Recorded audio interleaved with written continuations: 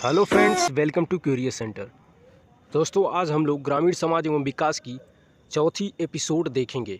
दोस्तों, इसके पहले मैंने 3 एपिसोड ग्रामीण विकास एवं समाज की लेखपाल एग्ज़ाम के लिए कराई है, जिसमें 30 इम्पोर्टेंट ग्रामीण समाज एवं विकास के क्वेश्चन कराए हुए हैं। दोस्तों, ये क्वेश्चन बहुत ही इंपॉर्टेंट हैं और लेखपाल के एग्ज़ाम में ये क्वेश्चन आए हुए हैं पिछले साल। ये इंपॉर्टेंट क्वेश्चन है, ज़रूर देखिएगा सभी को। अगर आप उन सभी और इसके बाद के वीडियो को देखना चाहते हैं तो इस वीडियो के डिस्क्रिप्शन लिंक में दिया है, वहाँ पर जाकर आप सारे वीडियो को देखें। आइए शुरू करते हैं आज के इस वीडियो को।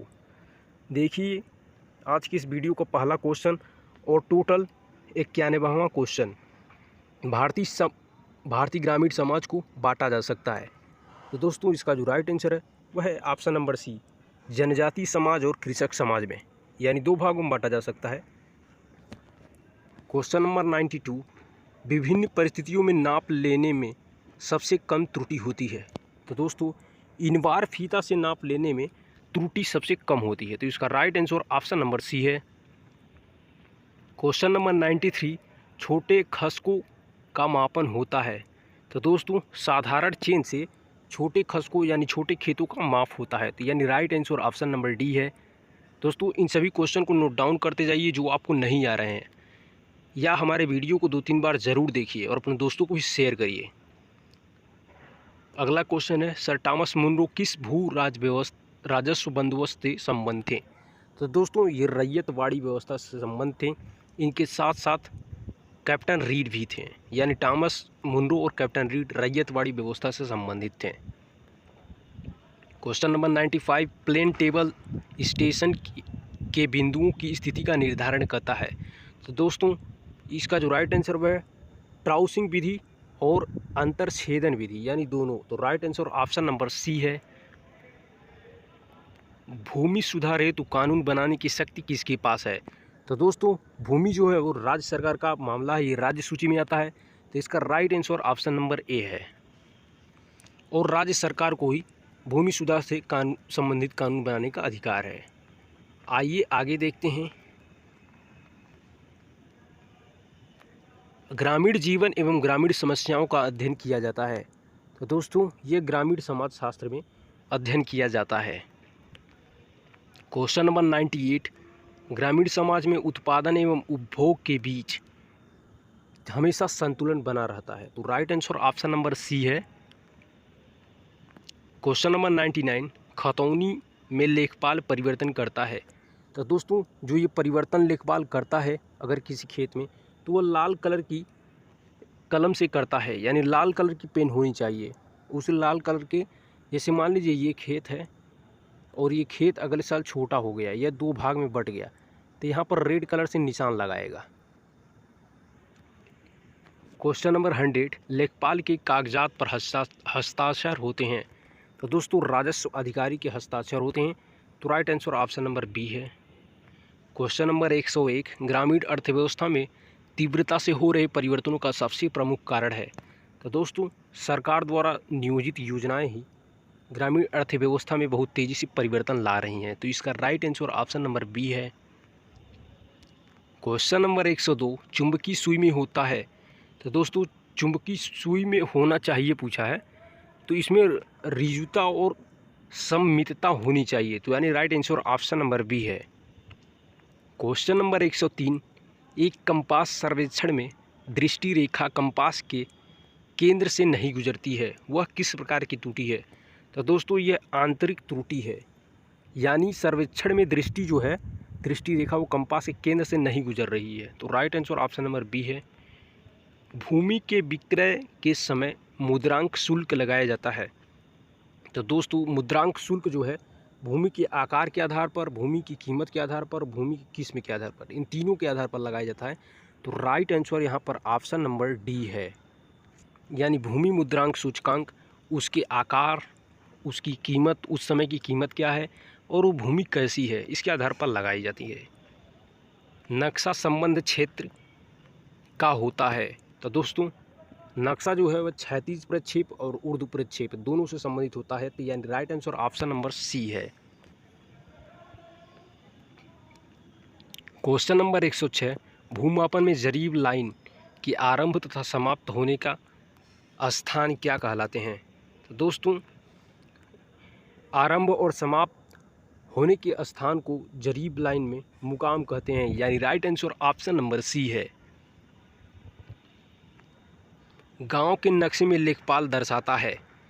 तो गांव के नक्शे में दोस्तों यहाँ पर दो ऑप्शन है, लाल स्याही, काली स्याही, और यहाँ पर दो ऑप्शन यहाँ पे दिए हुए हैं, पेंसिल की बिंदुदार रेखा द्वारा, इनमें से कोई नहीं। लेकिन राइट आंसर पेंसिल के बिंदुदार रेखा द्वारा है। क्वेश्चन फिर से एक बार देखिए, गांव के नक्शे लेखपाल दर्शाता है। तो गांव का नक्शा जो है इस तरह से बिंदु बिंदु दर्शाएगा। ऐसे ये मान लीजिए कोई गांव है, ये इस तरह से बिंदु बिंदु से, और वो पेंसिल से दर्शाए जाते हैं।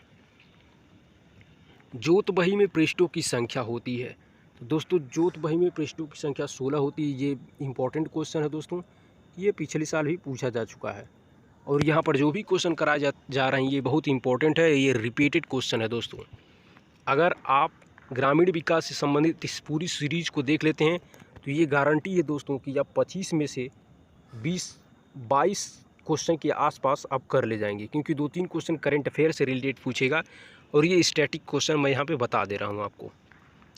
भूदान आंदोलन कार्यक्रम आचार्य विनोबा भावे द्वारा किस प्रदेश में प्रारंभ किया गया? तो दोस्तों, ये आंध्र प्रदेश में प्रारंभ किया गया, आचार्य विनोबा भावे द्वारा भूदान आंदोलन।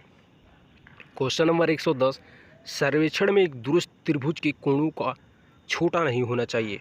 तो दोस्तों, सर्वेक्षण में दुरुस्त त्रिभुज के कोण जो होते हैं, ये त्रिभुज बनाए जाते हैं सर्वेक्षण के टाइम, तो इसके कोण जो है 30 डिग्री से कम के नहीं होने चाहिए, सभी जो है 30 से बड़े ही होने चाहिए। लेखपाल खसरा तैयार करके अगले वर्ष जमा कर देता है।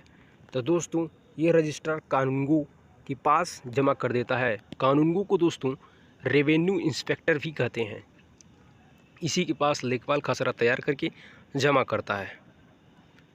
आगे देखते हैं क्वेश्चन नंबर 112, दो बिंदु समस्या विधि से प्लेन टेबल का अनुस्थापन होता है। तो दोस्तों, बिल्कुल सही नहीं होता है, इसका राइट आंसर है दो बिंदु समस्या विधि से प्लेन टेबल का अनुस्थापन बिल्कुल सही नहीं होता है। क्वेश्चन नंबर 113, एक सर्वेक्षण रेखा तथा उत्तर दिशा के बीच छोटा क्षैतिज कोण कहलाता है। तो दोस्तों, दिक्मान कहलाता है। नहीं दोस्तों, इसका अजीनुथ ये है, चौथा राइट आंसर इसका यहाँ पर दिया हुआ है, अजीनुथ कहलाता है। एक सर्वेक्षण रेखा तथा उत्तर दिशा के बीच छोटा क्षैतिज कोण अजीनुथ कहलाता है। क्वेश्चन नंबर 114, धरातल पर मापी गई क्षैतिज दूरियां, कोणों एवं ऊंचाइयों को मानचित्र पर प्रदर्शित करने की कला को क्या कहते हैं? तो दोस्तों, यह सर्वेक्षण कला कहलाती है। यानी धरातल पर मापी गई क्षैतिज दूरियां, कोण और ऊंचाई मानचित्र पर प्रदर्शित की जाए तो वह सर्वेक्षण कला ही कहलाती है। क्वेश्चन नंबर 115, एक चुंबकीय सुई के उत्तर तथा दक्षिण सिरे पर पढ़े गए पठनांक का अंतर 180 आता है। तो इसका अर्थ है, तो दोस्तों इसका अर्थ है कि सुई सीधी है, यानी जो घड़ी है इस तरह से है, यहाँ उत्तर और ये दक्षिण। अगर उत्तर और दक्षिण के बीच में आप देखिए कितने डिग्री का बन रहा है, 180 डिग्री का, यानी सुई क्या हुई, सीधी हुई। अब क्वेश्चन नंबर 116, जमाबंदी की तैयारी की जाती है। तो दोस्तों, ये 2 प्रतियों में तैयारी की जाती है, यानी 2 इसकी कॉपी बनाई जाती है। क्वेश्चन नंबर 117, भूमि पैमाइश का कार्य कौन सा विभाग करता है? तो दोस्तों, ये राजस्व विभाग करता है। इसका right answer option number C है। आइए आगे देखते हैं क्वेश्चन। सर्वेक्षण के लगभग मध्य से गुजरने वाली सबसे अधिक लंबी रेखा को क्या कहते हैं? तो दोस्तों, उसको आधार रेखा कहते हैं, यानी right answer option number C है। छोटे खसके की लंबाई निम्नांकित से कम होती है। तो दोस्तों, छोटे खसके की लंबाई 16 मीटर से कम होती है, यानी right answer option number C. और दोस्तों, अब देखिए आज का लास्ट क्वेश्चन, यानी इस लेक्चर का लास्ट क्वेश्चन है। क्वेश्चन है, 1 गीगाबाइट में कितने बाइट होते हैं? तो दोस्तों, ये कंप्यूटर से है 1024, यानी 1 GB में पूछ रहा है कितने बाइट होते हैं, तो यहाँ पर 1024 होते हैं। तो दोस्तों, ये रहा चौथा एपिसोड। इसके पहले और बाद के एपिसोड को आप देखना चाहते हैं तो नीचे डिस्क्रिप्शन लिंक में लिंक दिया हुआ प्लेलिस्ट का, वहाँ पर जाकर आप सारे वीडियो को देखें। और ये क्वेश्चन बहुत ही इंपॉर्टेंट है, लेखपाल के एग्ज़ाम में अगर आपको सफल होना है तो ये ज़रूर आपको देख कर जाना चाहिए। और अपने दोस्तों को भी शेयर करिए। हमारी यूट्यूब चैनल क्यूरियस सेंटर को सब्सक्राइब ज़रूर करिए, ताकि इसी तरह का कॉम्पिटिटिव एग्ज़ाम से रिलेटेड इन्फॉर्मेशन आपको मिलता रहे, प्रूफ और ऑथेंटिक एकदम करेक्ट नॉलेज के साथ। नमस्कार, जय हिंद।